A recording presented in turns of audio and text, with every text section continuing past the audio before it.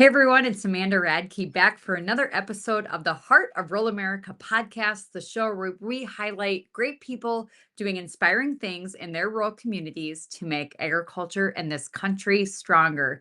Today, I have in studio a very special guest. We're just coming off the tail end of his production sale. We just wrapped up a beef auction online, and he dropped off some cattle here to spend the night before he heads on the way down the road. Tyler DuVall of Capital Angus, Texas Beefhouse. Welcome to the show. Appreciate it. Really glad to be here. And South Dakota's a little colder than Texas. Yeah, he rolls into our driveway with a fully open trailer. I'm like, you don't see these around here very often. I have gotten some strange looks since I got into Nebraska and on up, wondering what I'm doing with that kind of trailer. Yeah, it's a little too air conditioned for up here in the Dakotas. So you've had a long road trip. You've your bull sale here was just a few weeks ago. It was a phenomenal sale, packed house, incredible average, just such interest in the program, the cattle. I guess let's just start talking about tell us about Capital Angus, your family, what you guys do there in White House, Texas. Okay. Yeah. No, it's been a work in progress. Been building that program now for oh gosh, I think my wife told me we're right at like our fifth sale, as Okay. far as public auction. We sold bulls in the field for probably 10, 15 years before we got to our first public auction.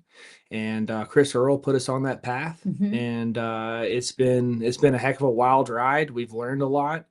When Chris Earl first found us, he was like, sell half your herd.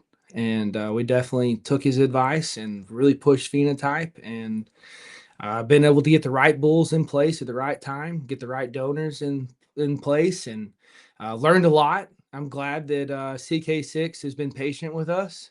And so like this last sale, like you said, with first part of the book, I think 24, 25 lots were deadwood, and the customers just ate them up. They Mhm. absolutely loved them. And that ties directly into our beef company, marbling, tenderness, and growth, Mhm. and good on the hoof, and good solid cattle. Docility was phenomenal. I had many, many customers come out 2 weeks in advance. Never had that before. I mean, I'm usually running up and down the roads 2 weeks in advance, trying to tell people I have a sale. Sure. Please come out and please come look at us. And Right. I was blown away. I could not believe that happened.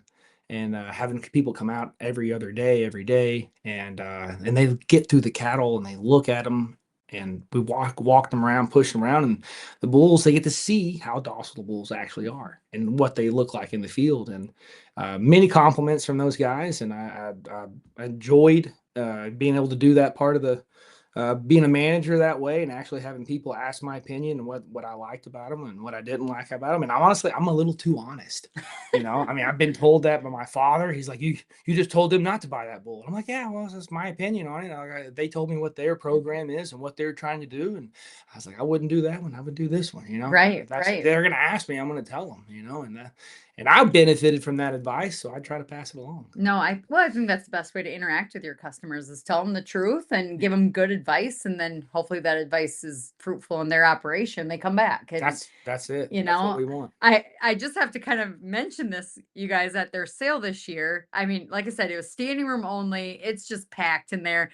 And best meal ever. I mean, kudos to your chef, but your dad gets up there. You guys are a faithful family. He gives this wonderful prayer. And Chris Earl speaks about opportunities in the cattle business on the tail end of a presidential election that's just Oh, kind of swept the nation. There's lots of optimism, but I'll never forget it. It was like we went to church. Like yes, ma'am. people Yeah, were like, amen and yes. And it's we get serious about it in the South. yes, well, you could tell though. I mean, it was a shift that people are like, okay, the next 4 years there might be some optimism. There might be some opportunities. Maybe we can be on the offense instead of the defense. And I feel like that was reflected in the enthusiasm of the buyer that day. You could Yes, just ma'am. feel it in the crowd. Another thing I think is kind of a big picture, a big piece of the puzzle for you guys is Texas Beef House. Talk to us about Texas Beef House and how that came to be. Yes, ma'am. Yeah, that's been a little bit of a stranger, difficult, different journey. Yeah. Um, I remember being in the house, still living with my parents, and dad talking about how he wanted to take our coal bulls when we were castrating them at 5, 6, 700 pounds, and how he wanted to sell those Mhm. direct to the public. And I was like, I remember thinking like, well, you can just go to the grocery store and buy beef. Like, why would we want to go through all that? Yeah, yep. And it was his idea, and he's the visionary. And so we started doing that. A couple of culls we would castrate and keep them, and the locals in our community would buy whole or half beef. That's all it was. We didn't have by the piece. And then we started eating our own beef, and we started realizing like this is way better than we can get at the grocery store, much less Yeah. restaurants. Yep. And that started steamrolling. And then Dad one day was out on one of his business trips, and he didn't know what Wagyu beef was, and I didn't either. And he saw it on the menu and ordered it, and it was just different. It was just Yep. more tender, a little bit more buttery. And so he called me, and I was in college, and he was like, I found this different breed of cattle that's I think it's going to take off. He told me about his dining experience with it, and I did a little research on it, and he found a breeder up in, I want to say, Oregon. And he Okay. found the breeder, and we bought our first bull, and we called him Magoo because he was just so ugly, and it kind of rhymed with Wagyu. Yep. And he actually just passed away a few weeks ago. Okay. And we that bull has brought more income to the ranch than any other animal we Wow. have. And so we brought him in, started breeding him. We found out that you can't just have one side of the equation. You Mhm. have to have both. We had a commercial herd and we had a registered herd, and we would kind of bounce him off both sides. Mhm. And it's 3 years Yep. until you get to really see that animal on the table Yep. and cut it up and process it, because you got 9-month gestation, 2 years on the hoof. Mhm. Wagyus grow so much slower, but once we started cutting up our beef, we noticed really quick. Excuse me.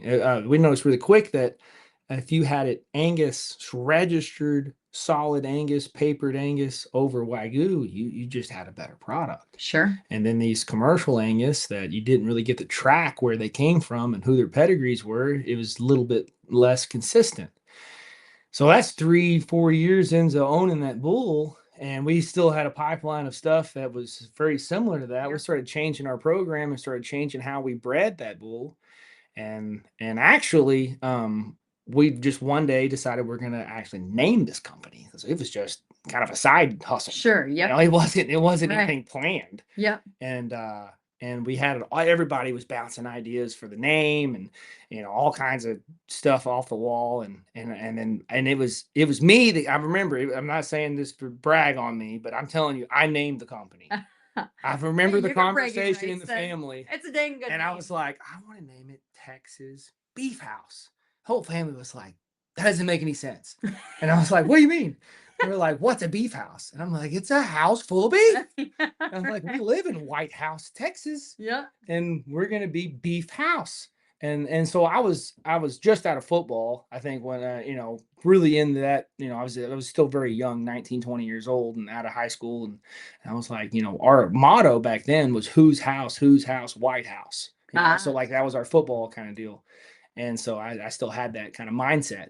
And so it took me a while to convince him and talk to him and get that name. And then now I've had multiple people tell me like, that's the coolest name for a It is a company. cool name. Yeah, that's Like what you I thought can't, too. you can't beat it. Okay, so what was the contender name? Do you remember any of like the reject Oh, names? there was all kinds of. We wanted to keep our name out of it. We didn't want DuValls or Yeah. anything to deal with it. And there was all kinds of steak maker. Sure. The anything to do with marbling. Yeah. We wanted to try to throw those names in there because we were really pushing that. And but it was when Texas beef, and it took me a few days. And then when it rolled off the tongue, and of course I started Googling, and there was nothing in the Yeah. United States called Beefhouse or Texas Beefhouse. Sure. Didn't have any contenders. And I've had a lot of people kind of be like, "Hey man, I really like that name. Who came up with that?" I'm like, Bragging rights forever.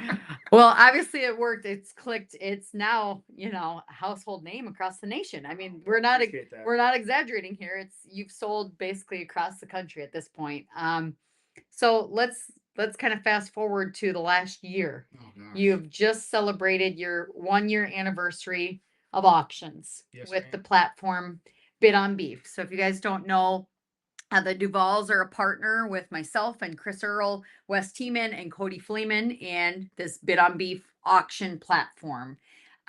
When Chris Earl approached your dad with this idea, I guess roll it back. Like, Oh yeah, I that mean, it was a concept it. that's like, what? It I was not for it the first time I heard it. Yeah. I'll be honest with you, and neither was Aaron DuVall. Yeah. But I was just like Chris Earl. We were at somebody else's auction, buying, selling cattle, and he was kind of came up to us and talked to us about it. And I was just like, man, like, don't say stuff like that Yeah. right now. Like we're like that's kind of makes me like we're in a good mood right now, Yeah. Chris. Don't do this. And whenever I thought about it, and and me and Dad talked about it on the way home from that auction. I remember we were up in Oklahoma, and we talked about it on the way home. And there was so many. It was just honestly, it's scary to put your product out on the market and just say, "Here, market, judge me." Yep. And that was the scary part. That was, because we had a company called TexasBeefhouse.com. We had the website, we had all the catalog built, and people were buying, Yep. but Yep. it was so inconsistent. Like certain weeks would just explode, and we would have Yep. thousands and thousands of dollars or tens of thousands sell, and the next week it'd be like $500. Yeah. I'm like, what is with this? Yeah. And so Chris was like, oh, that'll go away. You will have a consistent, amount of product sold. Yep. And then it'll get to a consistent price where you can predict all this stuff. And we were like, I don't know, man, that sounds really crazy. And so after Chris called me several times and he got me on board, and I was like, okay, I'm with you. I said, I'm with you. We're going to push this. And so our first actual live beef auction did happen a year ago. You're right. In November of 23. And so that whole summer building up to that, I mean, family meetings, discussions, back and forth, what are we going to put on? Are we going to floor our product? Yep. And heaven forbid heaven forbid it goes for $5. Yep. And we all talked about it as a family, and we're like, no floor. We're just going to put our product out there and just let it happen. And what did your dad goes at the bull sale? He goes, honestly, I thought we were just going to give away 3 head. That's what we're going to donate it. He had made his mind up. We're going to donate this beef to the public. Well, do you want to share how that beef actually sold that day in the inaugural sale? So we get down. I was 2 to 3 weeks before that sale, and a little over a year ago now. My phone was ringing every couple hours for the beef auction. I got super nervous. Yeah. I had like 150 cows, bulls to sell. Yeah. Nobody was calling us. Yeah. You're like, I got cattle to sell. I got cattle to sell. And every phone call is about this beef thing. Yeah. And so we got down to the day of. The building was packed. The parking lot was packed. It was about a 1:00 sale, and for the steaks. And we got up there, and I heard how many people were logged in online. Yeah. And I want to say 500, 600, 700 people is what CCI had told us that were actively watching and listening. And there's over 100 people in the building. Yeah. And I gave a speech that day, and I don't even remember what I said. Yeah. My dad was like last minute, like, hey, this is your idea. Get up there and get talk. up there. I was like, oh my gosh, man. Way to go. Give me some time to think about it. It's terrible. Whatever it was. And I could just think about the people online who are listening to me, and I don't even know who they are. Yep. And then I got off the stage, my wife stayed up there to kind of help talk about different cuts, and we wanted to explain the auction process and not confuse anybody, make sure it's really transparent.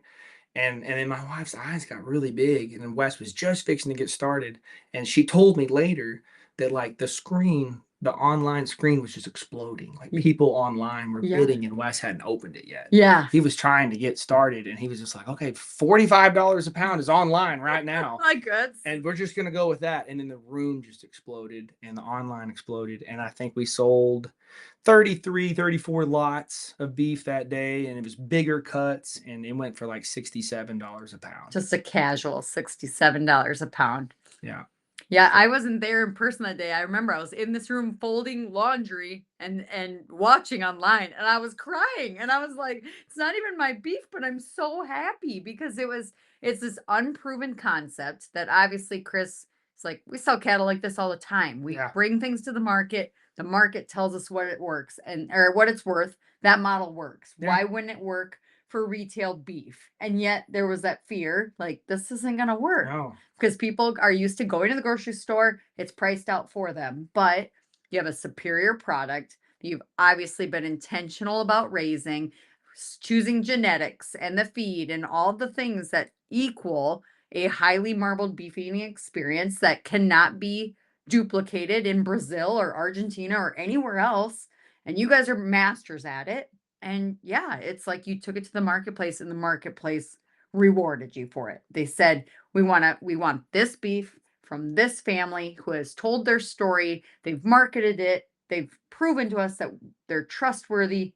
That's it. And that's what Chris calls price discovery. mhm, And I didn't really understand that term until that day yeah. because I hadn't been discovered. Like nothing. We've sold bulls and we had sold cows and it just done okay, and a lot of Mhm. work went into it, and there's a lot of time that takes to get into that. And we had been in the beef business for years, Yeah.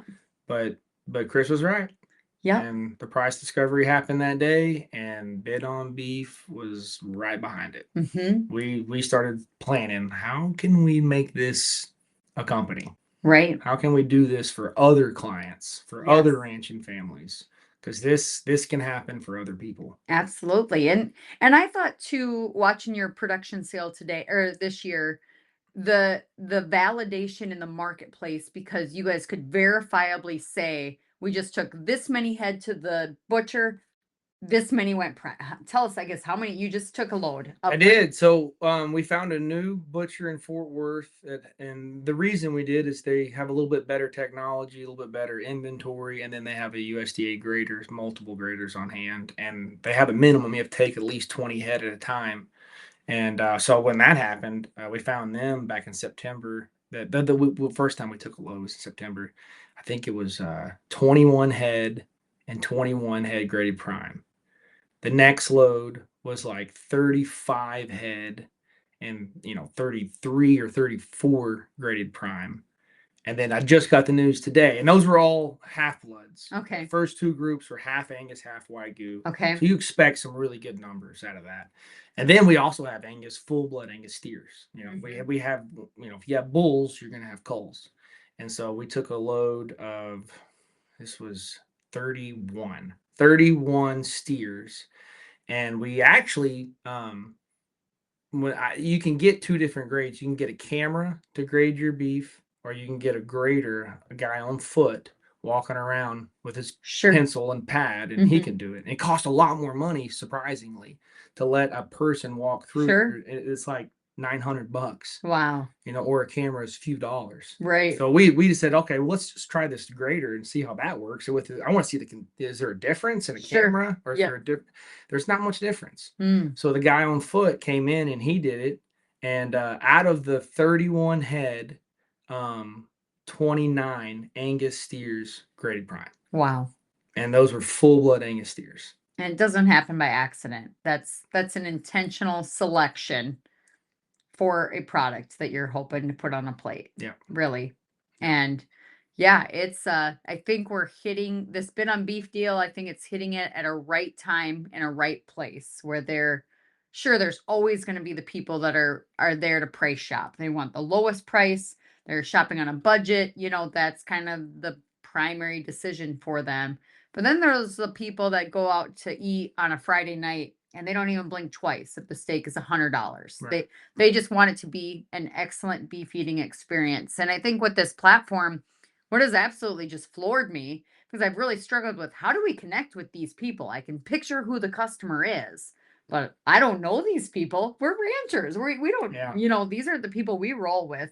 And yet every sale we have, we're selling to New Hampshire and Connecticut and New Jersey and both coasts. And to date, we've sold to every state in the nation except for Hawaii and Alaska. We've gotten bids both places. They just haven't won yet. They just got to get in there. It'll probably be me shipping Yeah. to Hawaii or Alaska, figuring that one out. Yep, that's right. Yeah, you'll deliver it probably. It'd be cheaper if you just take the just- family up and just That'll work. make it a vacation. So a year in, we just got done. As you're bringing, rolling into the driveway here tonight, your sale was wrapping, and we had phenomenal sale again. 82 lots. We had close to 1,000, just under 1,000 Yes, ma'am. bids coming in on 82 lots. Sold close to 1,000 pounds of beef and averaged just a nice $13 a pound. And what does that mean to you? I guess just to be able to consistently bring your beef to the market like this and have that attention on your product. As a company, Texas Beef House, it is key. It has to happen because before we could not predict what was going to happen. We couldn't predict how much money was going to come in. We couldn't predict how many customers were going to get on the website, when their buying cycle was going to be, when they needed the beef. But Bid on Beef, you can do two things. You can create demand for your product because you have an auction and you have a specific time and place. And then you get a true market value for your product on that day. Right. And that may change from week to week, month to month, season to season, but when it happens, it's real. And so those two things, to be able to have a company, have a ranch, have employees that are looking at you, for their paycheck and their payroll and all the things that have to happen on a ranch. Now I can say, okay, well, I can predict that this growth pattern has happened over the last couple of months. I can predict what I have in the pipeline. Because we loaded the pipeline up. And you got some beef to sell. Chris Earl was like, what are you going to do with all these? I was like, well, we've been waiting for something like this. So Bid on Beef is it. We've got plenty of cattle to put in this thing. And so it's just like that model. It just fits God's timing. It wasn't us. We're dumb. He's brilliant. And he put it right in front of us and we didn't see it till it hit us in the face. And now we're just hoping we can keep up and keep with the growth. And customer service, I've learned, is very important in this business. Even with selling bulls and selling cattle, you want to call your customers, check on that sale. When it comes to the Bid on Beef thing, every week we call our customers, we text our customers. Are you able to receive this beef? How was the product? Is there anything wrong with shipping? We're tracking the package all the way to their door. We're putting notes on top of their box and making sure they know that, this was done by us. And so it's just that there's many aspects to that. But back to your question, how important is Bid on Beef at this point for us on our ranch? It's everything. Like, we see that, I can now even relate to my bull customers who are looking up and going, you're selling steaks like right out of your freezer to like everybody around here. Yes. And it's all raised by these bulls and their siblings. And there's a connection there.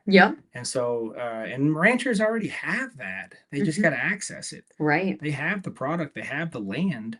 So take the time and effort and sell direct that way. And it's another way to get a paycheck. Well, I think, as our food supply has just gotten so much more consolidated and 85% of the beef supply is held captive by 4 major players. And it's like the American cattle rancher has become completely disconnected from the beef side. It's like they're raising the commodity and all the money, which is close to the consumer retail dollars, is not accessible to the American cattle rancher.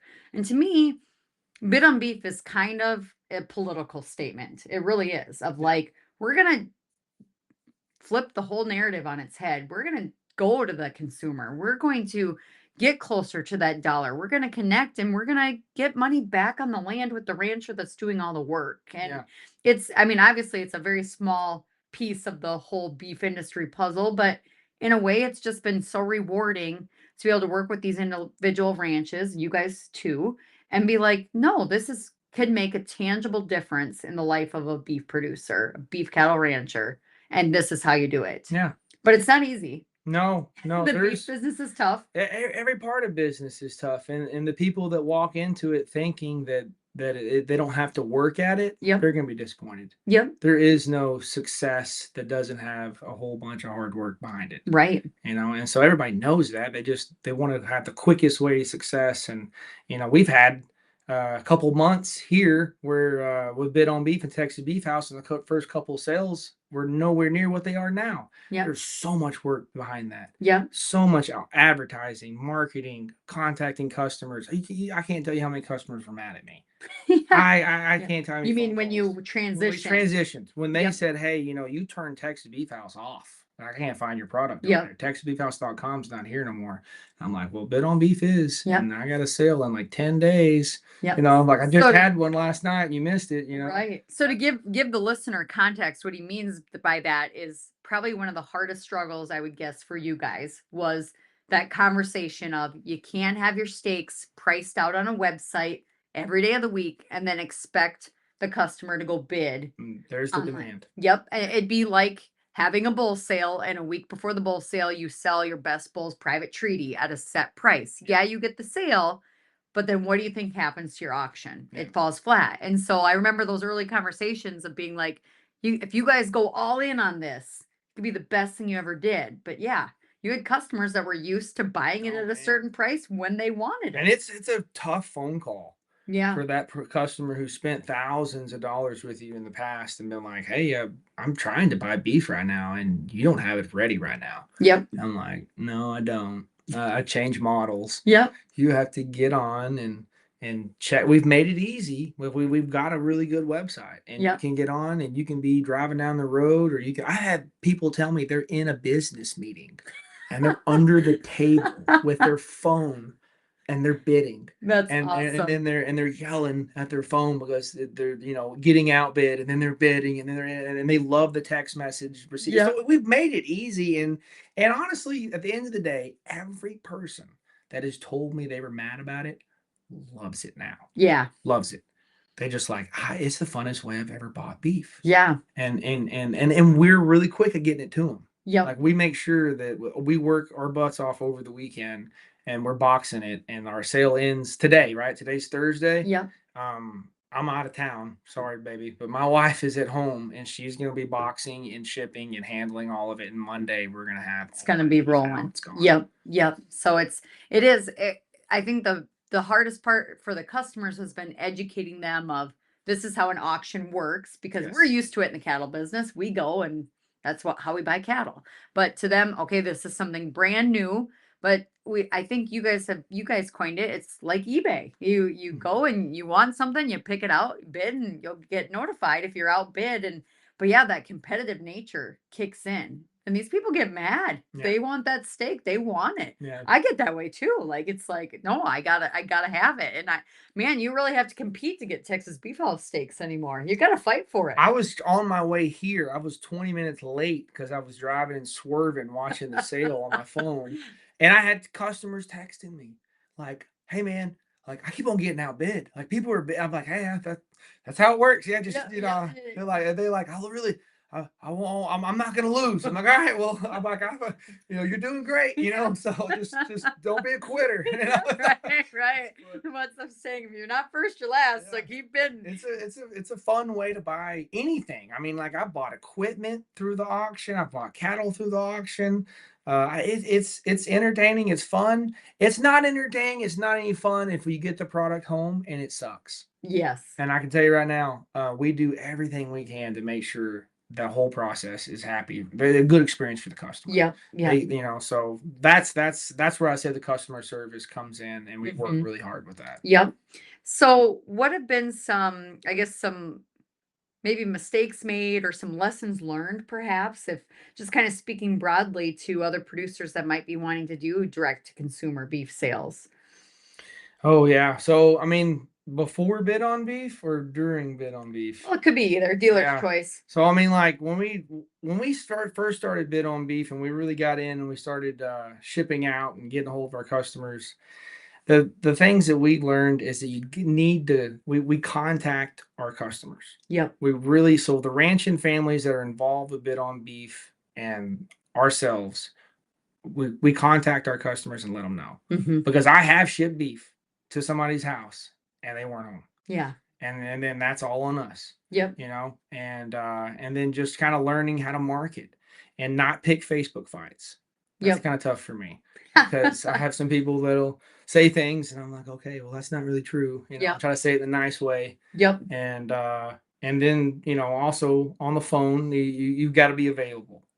Phone rings, you're knee deep in a pen full of mud, and it's one of you're sorting bulls or heifers, and one of your customers calls and they have a beef question, and my crew that works with me, they know when I turn my back and start walking away, like I'm this is an important phone call. I'm dealing Yep. with a customer, Yep. and so and then just far as the producer side for us, we took a lot of we learned a lot of expensive mistakes, and we learned them because you had to breed the animal, raise the animal, feed him out at the end, Yep. and then take him all the way to the butcher and go, hey, that didn't work. Yep. 3 years into this, and that breeding didn't work. And I have to note that, figure that out, why that didn't work, and then change to the, cow families that produce for us and the cow families that worked. And we've done some serious culling at the ranch and changing things around to where the numbers we talked about earlier. I don't think we've had those type of numbers and anywhere at the beginning of the ranch, our beginning of the operation where we had prime at that percentage, and Yep. now we're getting that 90 something percent prime, and that didn't happen by accident. Right. That took a lot of time sitting at the kitchen table, scratching out names and selling cows that that weren't working out. Right. And Yep. those are hard decisions. Yep. Those are stuff that you're getting rid of cattle that have been working and raising a good calf, and you get it all the way to the end, and you're like, that's not the consistency I need. Not right. And Hmm. it's tough to do that. A lot of people don't want to make that cut.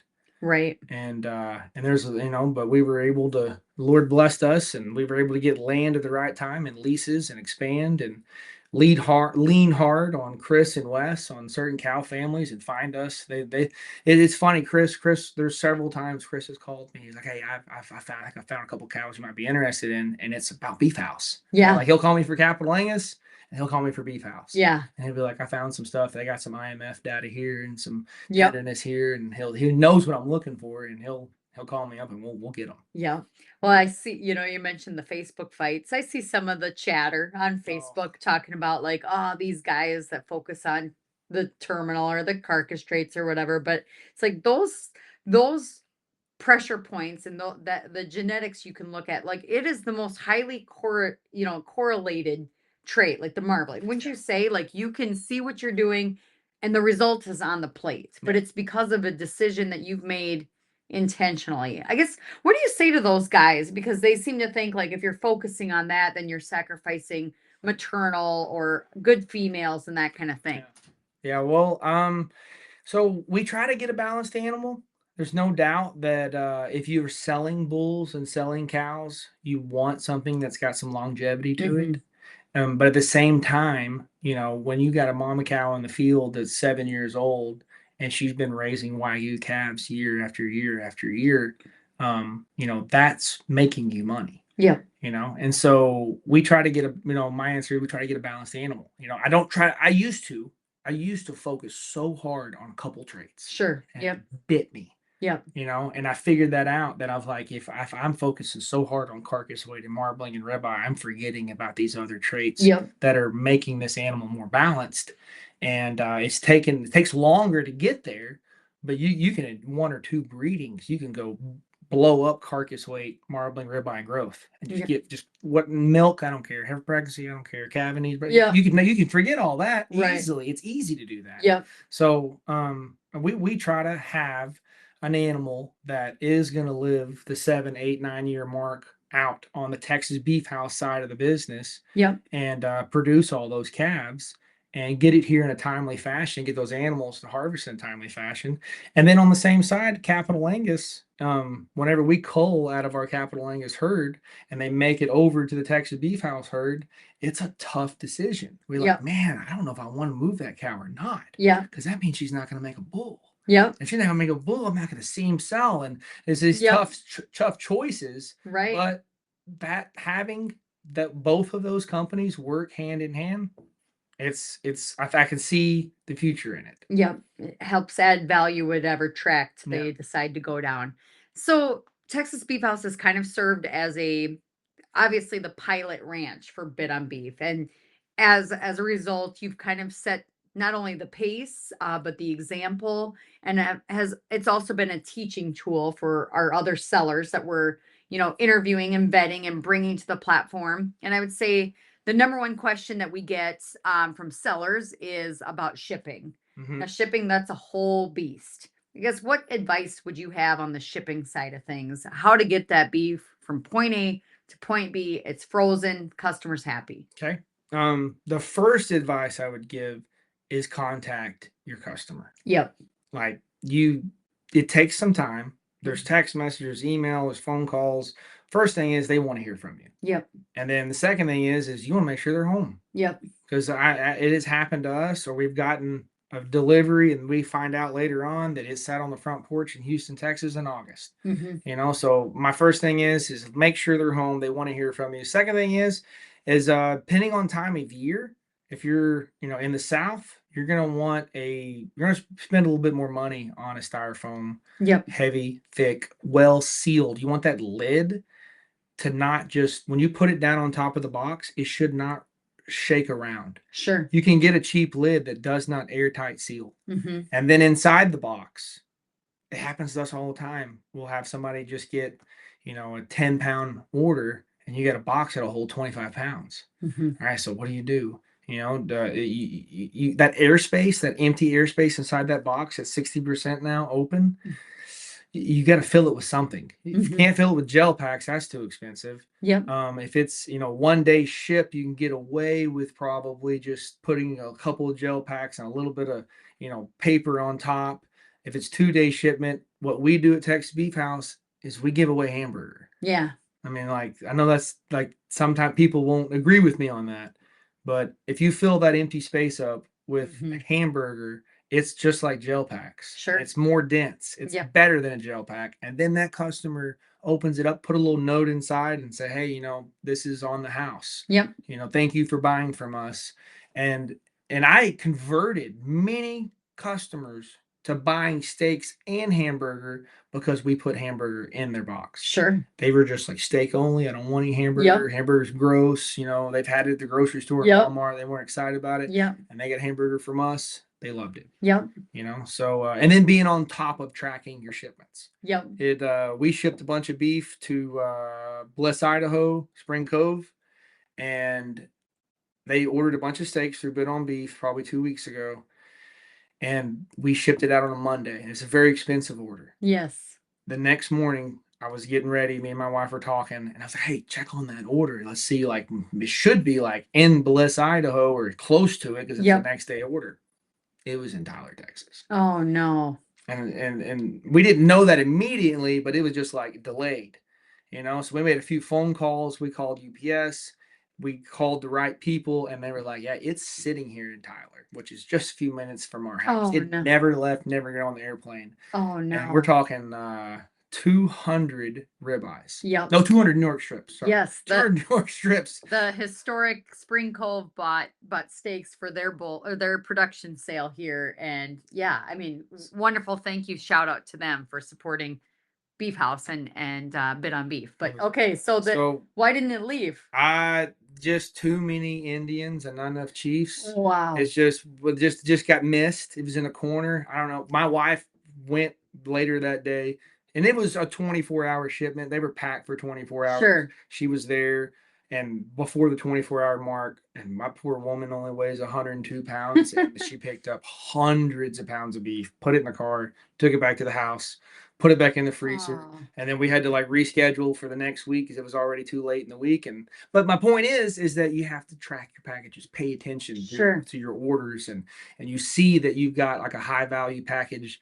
UPS is gonna screw it up. Yep. That's just sorry. It had to be that one. That's it. Yeah, that's exactly right. No, I mean, it's only the expensive ones that you worry about and try to insure, and they get lost and so, but it doesn't end when the sale ends. Yep. As these ranching families get more and more involved and the sale ends and you just go, okay, I'm done. No, not at all. No, you got a lot of customer service to do, and it just grows your business. When that family that bought from you a couple 100 miles away gets a phone call from the rancher and they go, man, I'm buying from this rancher, and he called me and he thanked me for the beef and wanted to know if I was home and if there's anything else he could do to service us and all that stuff. They connect that. Yep. and they feel like I know this person now, and you need to build that relationship. It doesn't need to be a fake relationship. It needs to be real. And when Right. they call you back, you pick up the phone, Yep. and they hear cows mooing in the background. That Yep. blows their mind.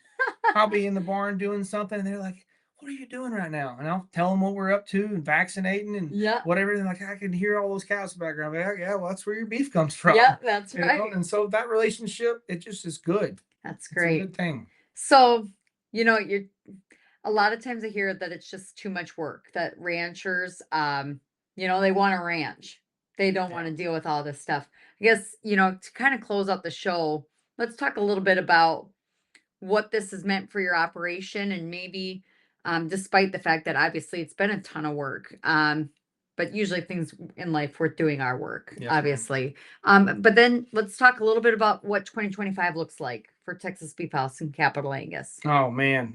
So we're gonna start off with Texas Beef House and Bid on Beef. First part of the year, about 3 sales a month. Mhm. Move into the spring, and we're gonna start increasing it. I'm pretty sure it goes to 4 all through the spring and summer, and then around September. And my wife's the one who pointed this out, and she was like, "There's a couple months in there that are 5 weeks Mhm. in a month, and we're gonna hit every week." Wow. And so we've got some goals on how many pounds we'd like to sell a month. Mhm. Um, and so we'd like to hit those goals. Yep. And so I think that our sales are tonight was 82 or 83 lots, something like that. We'd like to grow on that. And we've got some things we're going to change a little bit on bidonbeef.com to make it a little more accessible to get to that many lots and Yep. make it a little bit more user friendly. And I think that's kind of how companies do. They grow, they find out how to make it easier for their Mhm. customers and make a few tweaks. Yep. And there's something that's going to happen in 2025 is we're calling it a proxy bid, but we're going to have it built into the website to where you identify your lot Mhm. and you say, okay, I'm going to pay X amount of dollars. Yep. No more than that, but this is my $25 is my limit. Set it and forget it And kind just of a walk deal. off. Mhm. And Yep. it might be at $12 at that point, Yep. but we're not going to know what that is. We're not going to know what y'all are bidding. Yep. We have no idea. It's just you and the computer. But whenever you place that bid of $22, $25, whatever fits your household, Yep. you can walk away. And anytime somebody bids against you, the computer will bid for you on that lot. Yep. And then you will get a notification later on if it reaches that $25 limit. Right. Right. And I think that's going to be key for people who, they got stuff to do. They got Yep. kids to feed and go to baseball practice and soccer. Right. Right. And they're gonna, this thing as it grows, we're gonna make it more accessible to the customers. Yep, that's the thing. I think we're all committed as partners to making this as easy as possible for folks. So another feature I'm excited about is that folks are going to be able to, favorite their favorite ranches, follow their favorite ranches on the platform and be notified like, hey, your favorite ranch, Texas Beef House, is having a sale right now. And so hop on, make sure that people don't miss it. Right. And so because we're definitely seeing that people are kind of sampling all the different ranches on the platform, and naturally they're going to land on their favorites and Yeah. want to kind of follow along. So, And we hope that there's going to be people that are in Pennsylvania and they want to buy from a ranch in Pennsylvania. yep. And then there's going to be same thing with the Dakotas and same thing with the Rocky Mountain, Colorado, New Mexico area and in the South. And I hear that from time to time that people be like, well, I'm in Texas, so I want to buy from Texas. I'm like, okay, well, I'm like, there's some other ranches in other states that are selling, and they'll get on, they'll look, and they'll text me back. And they'll be like, that beef was phenomenal. Yeah. And they love the process. Mhm. And they go, I love that I can get on at any given week and go, I've found another ranch that has a really good product and it's shipped right to my door. Yeah. And I'm only maybe twice a month right now. Sure. 3 times, but so there's a demand for other customers needing product and they can get on and they can find it. Absolutely. Yep. I'm proud of the ranching families that are on the platform, and I guess I would encourage folks to go to bidonbeef.com. When you register, you automatically get $25 to shop on your first auction. So it's like a pretty win-win situation. But you can go to the ranching families page. You can get to know all the different families that we have carefully vetted and verified to participate on the platform. And then You can always ask us questions. We're happy to tell you about these families and the beef and really quality and professionalism and a great eating experience is our goal, no matter which seller you're buying from on the platform. So you can buy with confidence and know that it's going to be a trusted source of Angus or Wagyu beef for your family to enjoy. So Tyler, I know you've been driving all day. We got to wrap this up so you can sleep and so you can hit the trail again. But it's been a pleasure. Congratulations to you and your family on all of these achievements. And I think there's much more to come from Texas Beef House and Bit on Beef. Thank you. It was an honor to finally be on the famous podcast.